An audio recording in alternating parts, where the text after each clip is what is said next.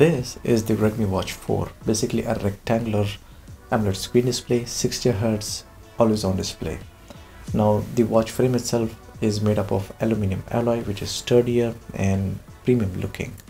Now at the side of the watch is a crown, basically a button where you can open the menu and also act as a back button. It's also got an additional function, that is you can scroll up and down by rotating the crown. At the back of the watch is the two sensors, SpO2 and the heart rate sensor, and it's also got the compass. At the bottom there is also the charging port. Basically you will have a magnetic small charging pins to connect to it to charge the watch.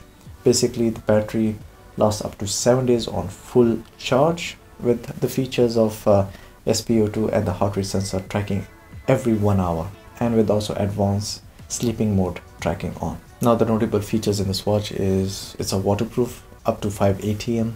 It's also got an NFC and it has a GNSS chip. Basically it can connect to 5 major satellite systems for precise tracking, whether you're hiking, running or jogging. Now coming to the last part is the software. Basically this watch has, and it's the first Redmi watch to have the HyperOS software. Basically it's an Xiaomi ecosystem connected to Xiaomi smart devices. Now because of that you also get a Media smart home control system. Basically you can control all the Xiaomi devices using this watch. It's also got 150 plus sports mode and 200 plus of face watches, and with other notable apps. Well, that's it for the Redmi Watch 4. Hope you guys enjoyed the video. Leave a thumbs, and to purchase this watch, affiliate link in the description below. Catch you guys in the next one.